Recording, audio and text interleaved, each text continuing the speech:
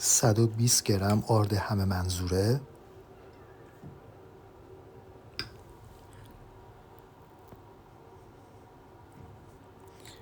دو قاشق چایخوری شکر سفید،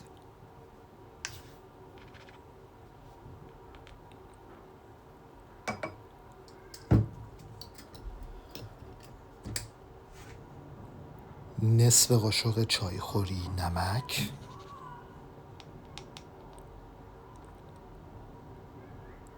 خب آرد رو 2 تا 3 دفعه الک کنیم.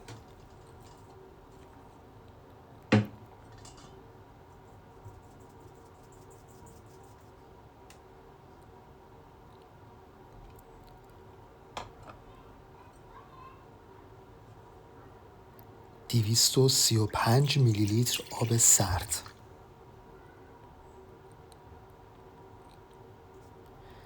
80 گرم کره رو به صورت مکعبی خورد کنید و بذارید به دمای محیط برسه. اما حالا چرا آب سرد باشه ولی کره به دمای محیط رسیده باشه؟ خب این خیلی مهمه. چرا؟ چون کره باید زودتر از این که آب به نقطه تبخیر برسه آب بشه. 4 عدد تخم مرغ رو بشکنید و بریزین توی ظرف جدا و با همزن دستی یا چنگال یا هر چیز که راحتین یه خورده هم بزنین تا یه دست بشن و باید حتما 200 گرم باشن تخم مرغ، نه بیشتر نه کمتر. آب، کره، شکر و نمک رو روی شعله متوسط رو به بالا بذاریم. همونطور که میبینید کره داره زودتر از اینکه آب به نقطه تبخیر برسه آب میشه. یه خورده هم بزنین مخلوط رو. باید در حدی روی دما بمونه که این غل‌های ریز ایجاد بشن و اینجاست که باید تمام آرد رو یک جا داخل قابلمه بریزین و سریع هم بزنید. مدت زمان هم زدن باید بین 1.5 تا 2.5 دقیقه باشه. البته متاسفانه در بعضی از دستورهای ایرانی میگن 10 دقیقه. این اشتباه دوستان. وقتی که این لایه خمیر و کف مایتابه یا قابلمه دیدین یعنی که خمیر شما داره خوب تشکیل میشه. حالا یه قاشق چایخوری رو داخل خمیر بذارین و اگه همونطوری ثابت موند یعنی اینکه کارتون درست پیش رفته. ولی اگه این قاشق چایخوری افتاد یعنی که گند زدین و حالا خمیر رو داخل یه ظرف دیگه خوب اینطوری پخش کنید که زودتر خنک بشه. سریع تخت همزن رو وصل کنید، خمیر رو داخل کاسه همزن بریزید و بذارید رو دور آروم یکم بزنه تا خمیر خنک بشه. تخم مرغا رو در 4 مرحله اضافه میکنید. من الان اینجا اضافه کردم. همونطوری که میبینید در اول ممکنه ریخت خمیر ناجور باشه. اینجا اصلا نترسین، بعد چند ثانیه هم زدن خمیر به حالت عادی برمیگرده. نگاه کنید اینجا. من بین هر دفعه که تخم مرغ رو اضافه میکنم میذارم 1 تا 1.5 دقیقه همزن کار بکنه تا مرحله بعدی که تخم مرغ رو اضافه میکنم. و هر دفعه که اضافه میکنید بافت خمیر قشنگتر میشه.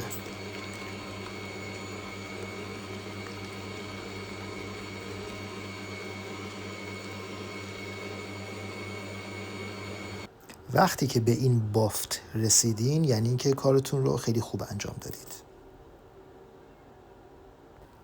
خب خمیر رو با لیسک بردارین، نباید غلیظ باشه و نه رقیق باشه.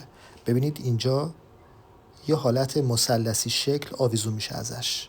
این نشونه خیلی خوبیه.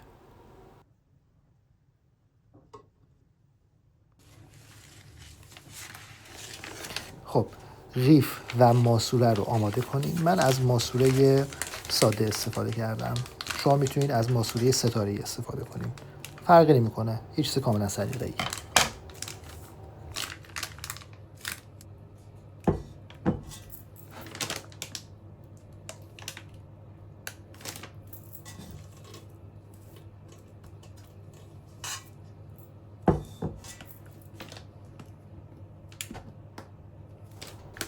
حالا با یک کاردک قنادی سعی کنین حبابای شکل گرفته داخل خمیر رو از بین ببرید. کامل از بین نمیره ولی خب شما سعی خودتون رو بکنید. کاغذ روغنی رو روی سینی فر بذارین،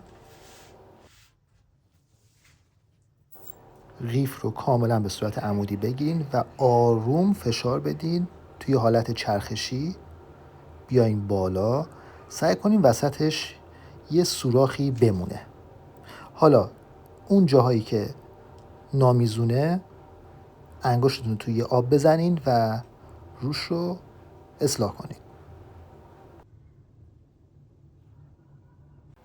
خب حالا سینی رو بذارین رو قسمت میانی فری که از قبل با دمای 190 درجه سانتیگراد گرم شده و بذارین به مدت 25 دقیقه بپزه. این مرحله اول. بعد از این 25 دقیقه دمای فر رو بذارین روی 160 درجه سانتیگراد و به مدت 10 تا 15 دقیقه دیگه هم اجازه بدین بپزه. این خیلی مهمه. بعد از اینکه نون‌ها پخته شدن، کفشون رو با یه چاقو یا هر چیز دیگه ای سوراخ کنید. اگه این کارو نکنید بخار داخل نون میمونه و خمیر میشه.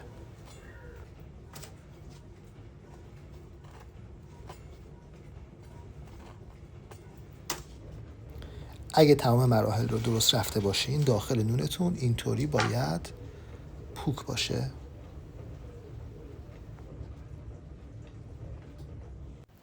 حالا داخل نونها رو با کرم مورد علاقه خودتون پر کنید. این میتونه یه کرم پاتیزیر باشه، میتونه یه خامه زده شده ساده باشه، اما من در اینجا از یه کرم مخصوص استفاده کردم که آموزشش رو در پست بعدی براتون میذارم.